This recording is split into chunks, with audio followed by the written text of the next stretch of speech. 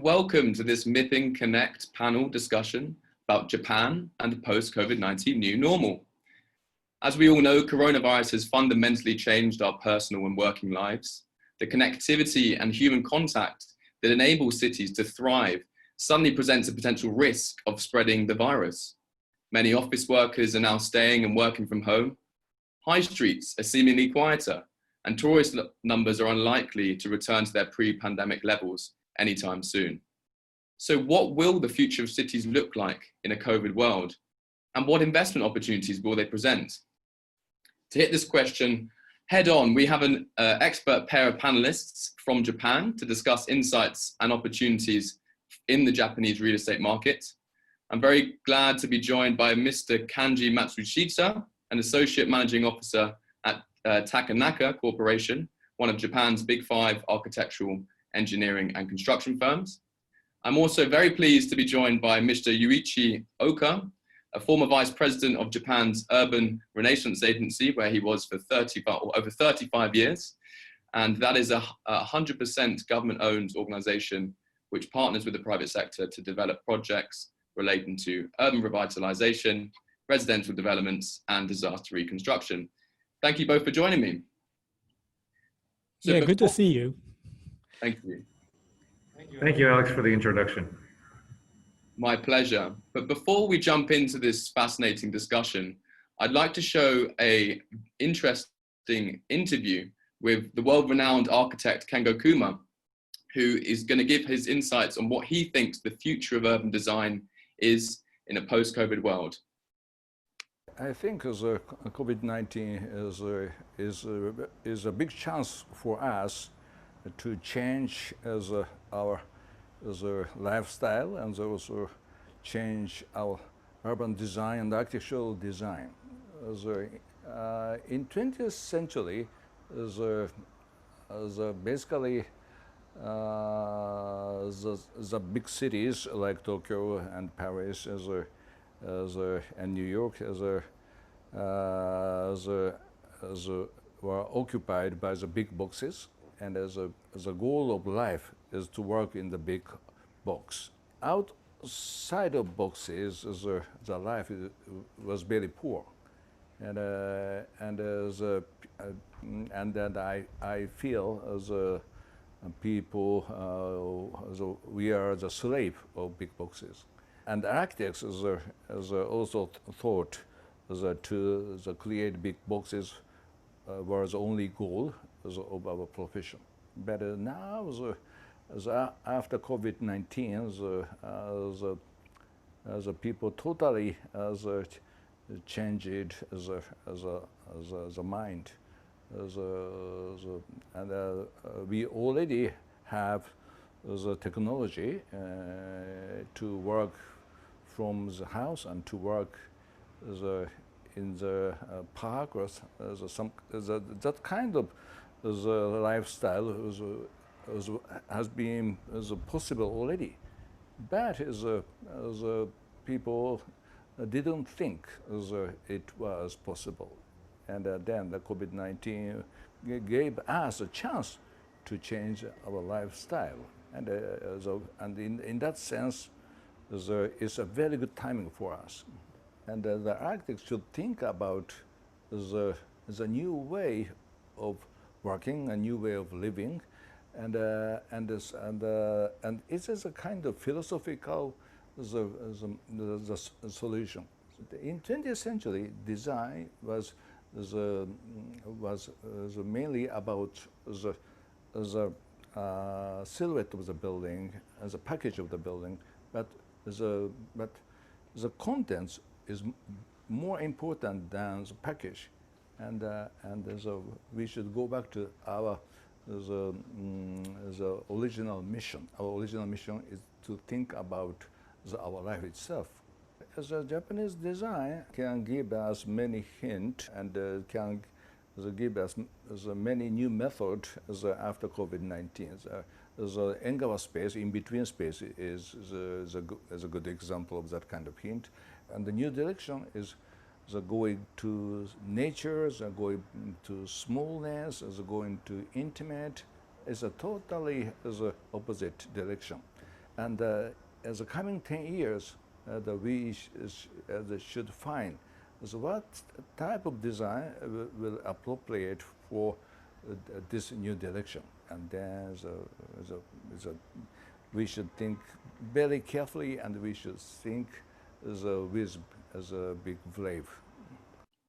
So very interesting perspective there from Kengo Kuma, and perhaps a perfect introduction to our discussion today about the future of cities in a post-COVID world and what urban design may look like. Before I jump into that, I'd like to give you, Mr. Matsushita, an opportunity just to give us an insight into the state of play of the Japanese real estate market at the moment. What segments are performing well, and perhaps what segments are investors maybe overlooking at the moment? Thank you, Alex. I hope everybody can hear me.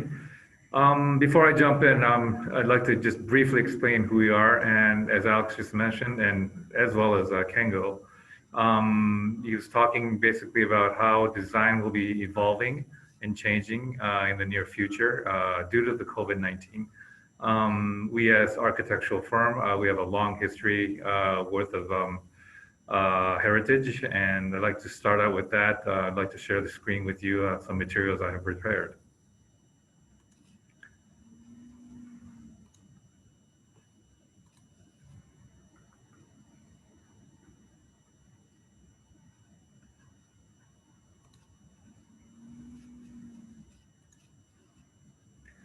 Can everybody see the screen?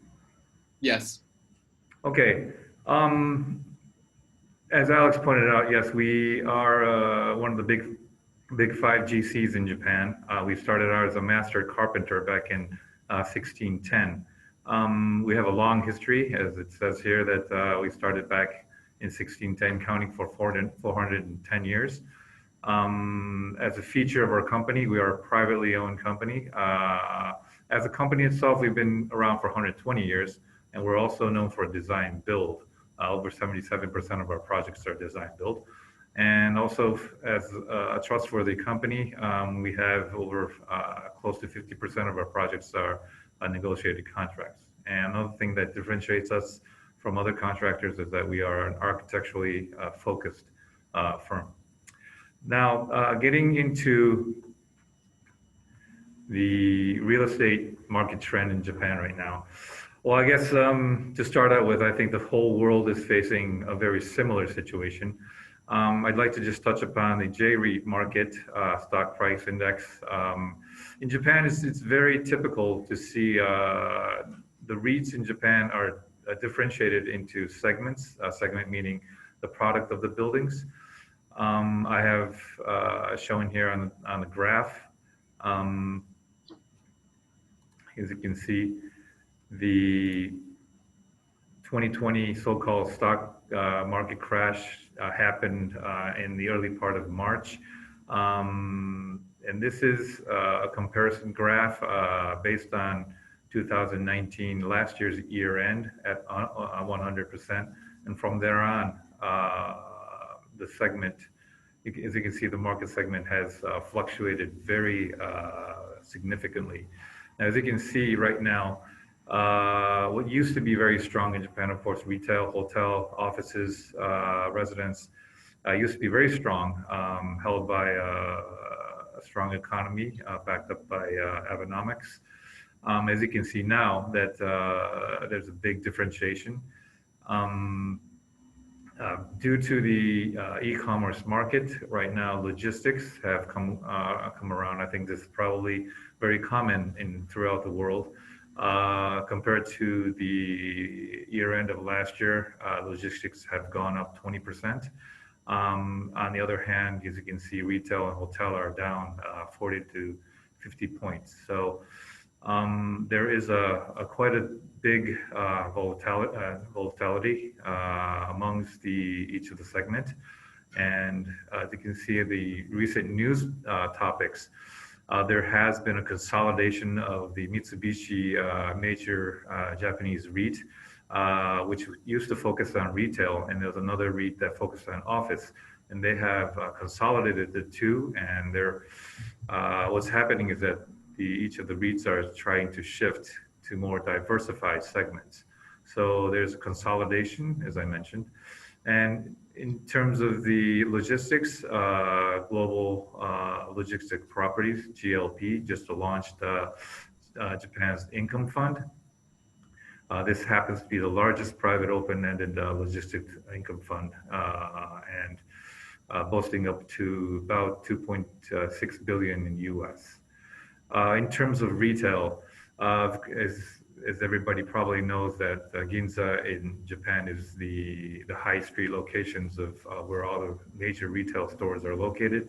Over 90% of the retail stores are demanding for a rent reduction. So yes, there are good news and there's bad news. So I'm sure this is probably very common throughout the world, but this is a situation currently in Japan. Thank you very much for that introduction, Mr. Matsushita. Clearly, we've seen similar trends across the globe and logistics being performing particularly well. And interesting to see that residential was fairly resilient, still down on last year, but seemingly resilient. But thank you very much for that overview. I'd like to pass over to you now, Mr. Oka. We've clearly seen the state of play of the Japanese real estate market and different segments. But I want to pick your brain and hear your insights on what you see as the major impacts of the pandemic on the future of Japanese cities. And I believe you also have a few slides to show us in that regard. Okay, thank you, Alex.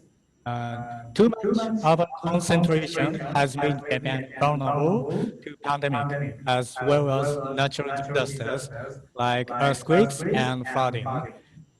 People don't want to commute by packed train anymore. Before pandemic, people have been thinking that convenience is the first, but now they weigh more importance on the safety, comfortability, and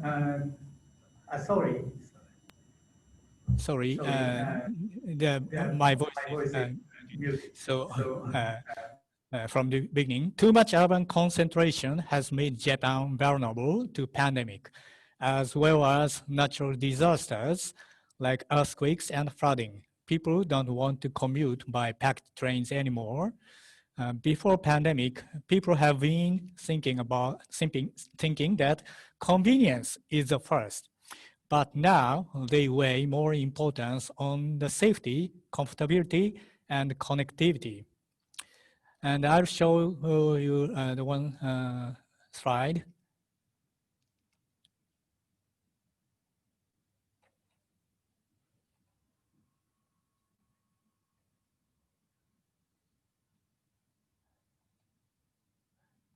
Okay, so this slide shows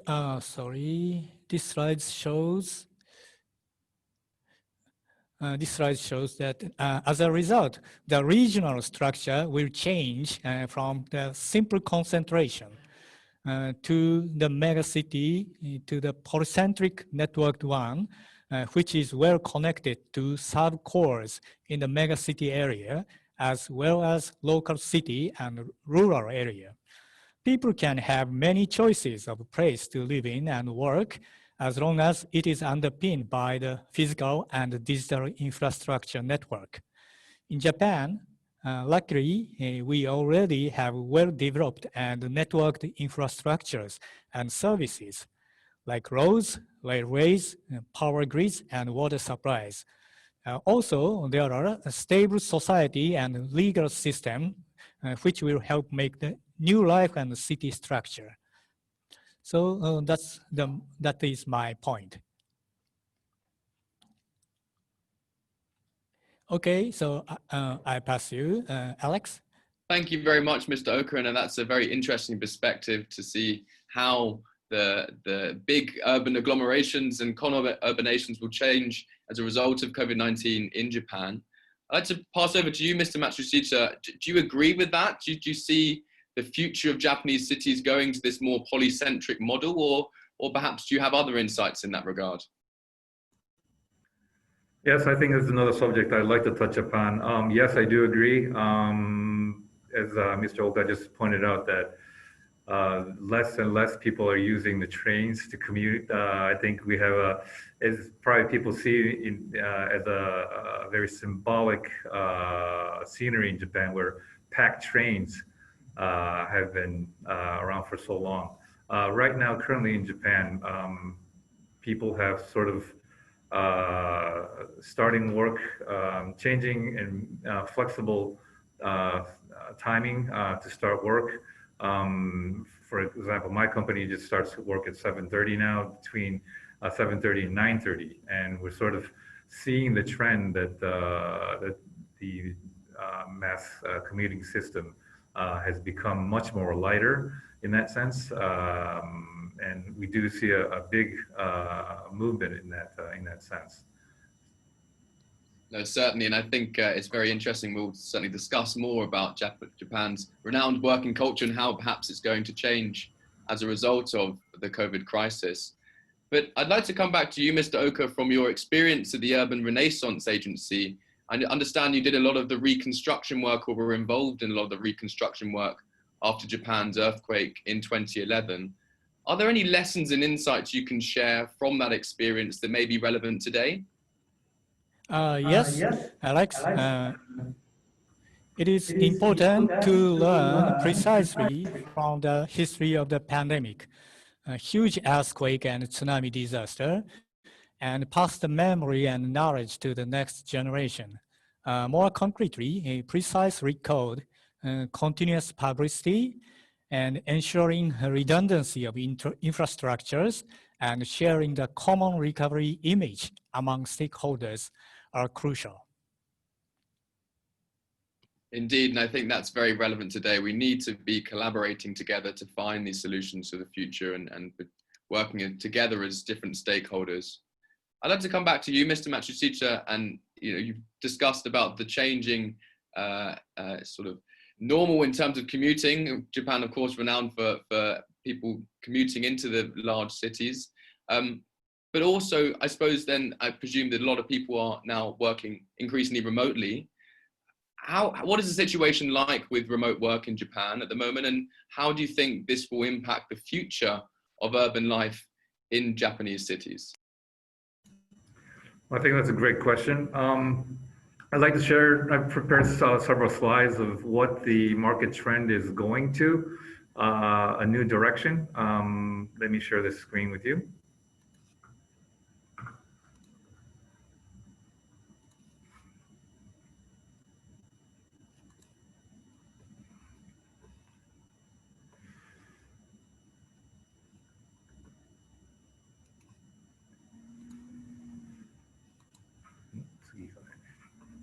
Trying to bring it to the next page.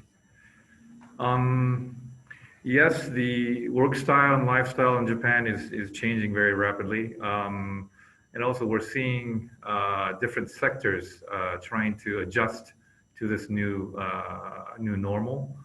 For example, retail is becoming to shift into the showroom business. I'm not sure if everybody is aware of a store called Beta.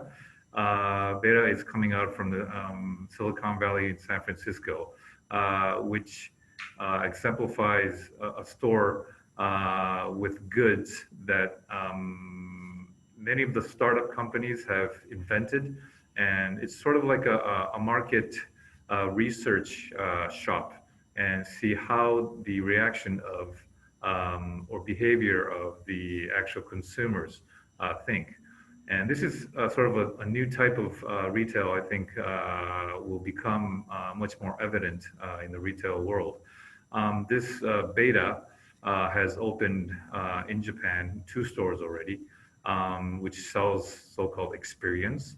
And its stores, the stores are becoming more showroomy, and they're mixing so-called online and offline. So of course you can buy products here, or you can buy products by looking through the online store after you visit the store. Redefinition of venues have sort of evolved, getting back to the work style, work life. Persona is one of the biggest human resource companies in Japan. And they have just announced yesterday they're moving out to Awajishima. Awajishima is a very remote island off from the main Japanese Honshu Island, which actually exemplifies the decentralization from Tokyo. They'll be relocating their headquarters, stationing up to about 1,200 employees. Another thing, hotels. Of course, this is another trend that we're keeping in mind, is that working and vacation have sort of become a fusion now. They're integrating. I don't know if you know the word workation. Workation is working, of course, in remote locations such as a resort. And Hoshino Resort is a hotel operator in Japan that focuses on building resort hotels in Japan. And they have also brought in this concept. And also another thing is that since we're still stuck and we can't travel overseas, there's a shift to travel in a short distance, so-called what's called a microtourism. So this type of movement has become evident in Japan. Of course, once maybe the vaccine is found, that can change back to another new lifestyle again. But currently, we're sort of seeing this sort of a new trend. Also, offices, we're seeing re-examination of space. For example, Cushman & Wakefield have sort of announced to secure a social distance, a 6 feet office concept.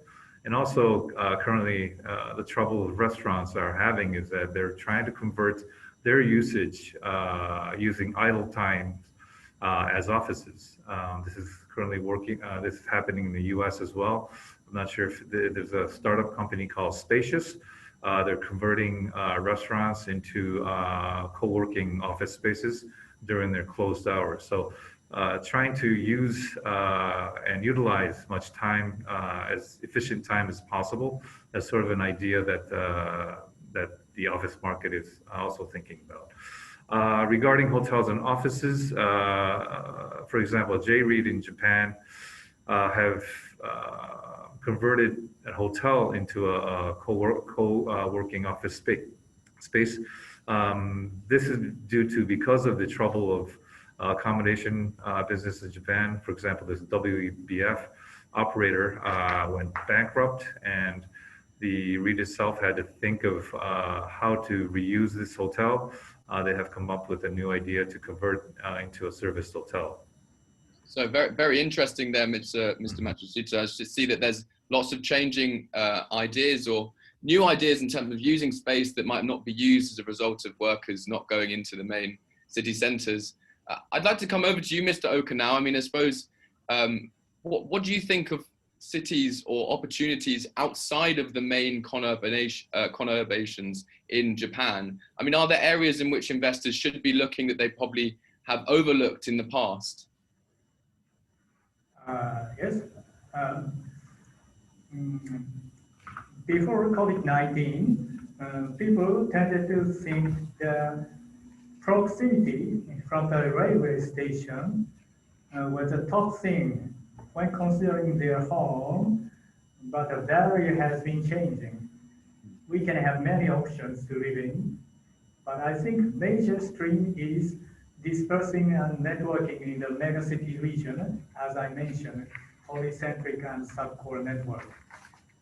Moving into the rural area is also expected to increase to some extent. So people can select diverse places to live in and work. So we have many chances, more and more. Thank you very much for that. And I certainly think there are opportunities outside of Tokyo, Osaka, and the big cities we all know about in Japan. To come back to you, Mr. Matsushita, you've discussed also the commuting trains going into cities, but more broadly, what about mobility into and within Japanese cities? And do you think there's any investment opportunities that will come off the back of this? Yes, if we look into, for example, the automobile industry, of course, due to the COVID-19, there is a big drop, but the industry itself is sort of coming back. We're seeing, as I was talking to some of the foreign automobile manufacturers, what they are thinking is that since public transportation is dealing with, let's say, different people on the same transport, now there is a trend that people are buying more cars to actually commute. So that's sort of a small trend movement that we're seeing right now. And as I was talking with Kengo the other day, what he was saying was that I think this is true, that in the cities that we had significant vertical development, whereas as this new age is becoming, sustainability will be another keyword. Living with nature is another keyword. So developing vertical is going to become more horizontal.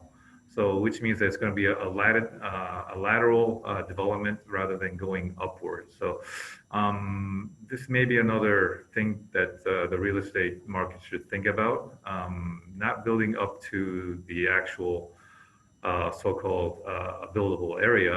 I think there may be a trend to sort of bring down that idea and become more closer to the earth, closer to the green, and enjoy such environment. So that may be another trend that we may be foreseeing. Yeah, I couldn't agree more, and I think that certainly discussions in that regard are happening across the world in terms of integrating green space and the future of the urban environment in that vein. I'd like to come back to you, Mr. Oka. Do you agree with that? Do you see mobility affording the future of mobility affording investors opportunities, or do you think there's a more relevant point to make in that regard? So I think to integrate and network mobilities and infrastructures utilizing digital technology such as MaaS, which means mobility as a service, and TOD, transit-oriented development, will enhance the city's convenience and resilience. So this is a more new trend that will enhance the city's value. And also we have several interesting cases from my former working place urban renaissance agencies. The company has 4 main pillars, and that will contain nature and green. So I will share the one slide from now, and this is that. So the 4 main pillars, one is urban renewal, and then this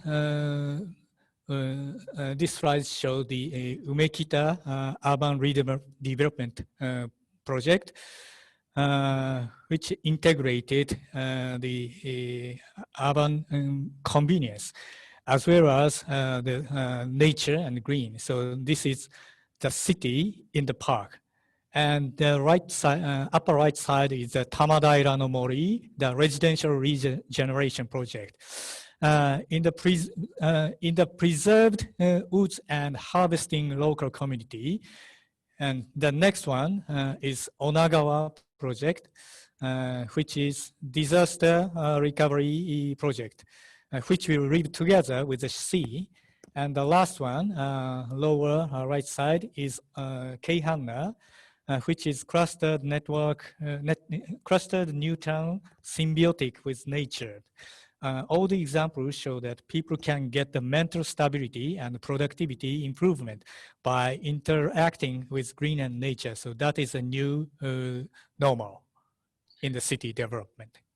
There's some fantastic examples there, Mr. Oka, and thank you very much for giving an array of illustrative examples to show how green space can really be integrated into the urban space and bring a whole load of dividends and benefits. I'm conscious of time, and as we come towards the end of our discussion, maybe we can just do a few quick fire questions at the end.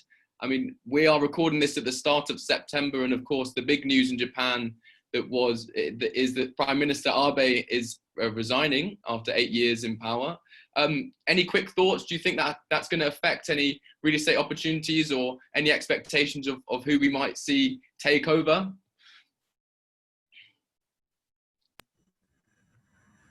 Yes, this is a pretty big news to us in Japan. The Abe administration lasted for 8 years, probably the longest in Japanese history. But to get back to your point about real estate investment, would there be a big difference or a change? Not so much at this moment. Of course, the predecessor who will follow will probably become will be from the Abe team probably. That's something I foresee, and of course we're still having our fingers crossed to have the Olympics, and the issue is what will happen if and when Olympics do happen or not. There's another chance that the integrated resort concept is going to happen in Japan. The integrated resort, meaning a casino, has been allowed. The law has passed a couple of years ago to allow a casino development in Japan. We're seeing, of course, there may be a slight delay in that sector, but hoping that that travel will become back to normal again. We will be foreseeing such integrated resorts combined with MICE, casinos, hotels, entertainment. That sort of new development will be happening in Japan. So that may be another chance for real estate growth in Japan. Very interesting, and thank you very much for touching on the big news. Mr. Oka, I'd like to move on to another question and sort of try and round off our discussion in this regard. You mentioned resilience in your previous answer, and I want to ask in a broad sense why you think resilience really needs to be a driver for investment, and why we need to have resilience front of mind when discussing the future of cities in Japan. Japan has a lot of disasters, natural disasters, or pandemic such as COVID-19, but we overcame such disasters for a long time. So to make the resilience will make the new progress and more strength to the city. So this is a future driver for the, of course, to invest into the urban development is challenging, but a lot of chance, and this is a strong driver for the new smart city in Japan or in the world. I couldn't agree more. Any last point you'd like to add to that, Mr. Matsushita? Yes, I'd like to share. I'd like to share one last slide.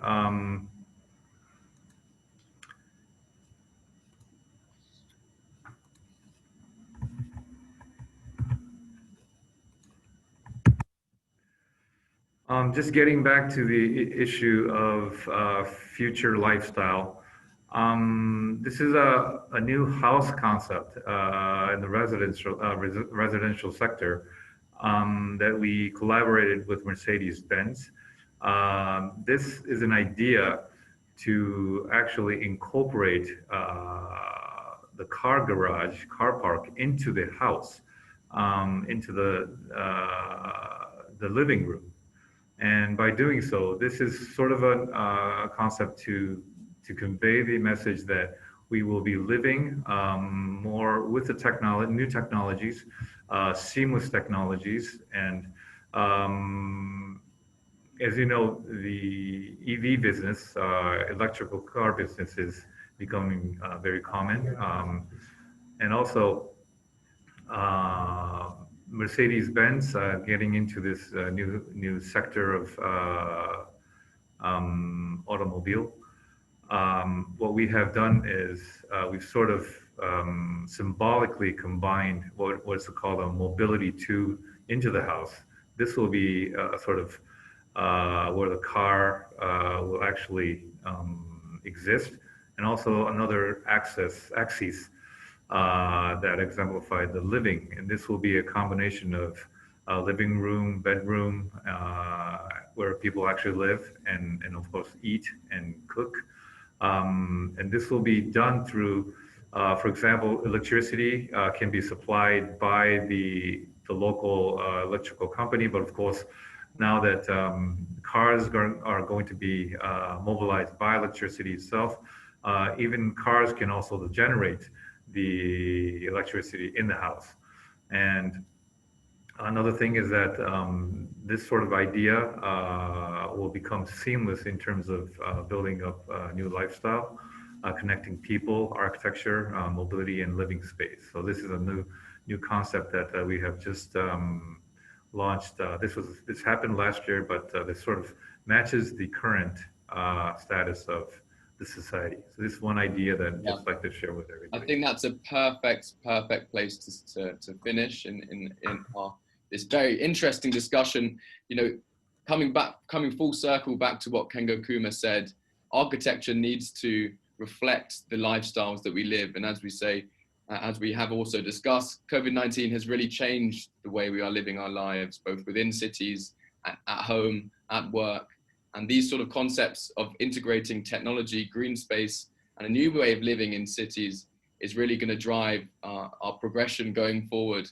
I'd like to take the opportunity to thank Mr. Matsushita and Mr. Oka very much for your insights and lots of interesting discussions. And thank you all for watching. Thank you, Alex, for leading the session. Great job. Thank you. Thank you, Alex. Thank you so much. My pleasure. Thank you.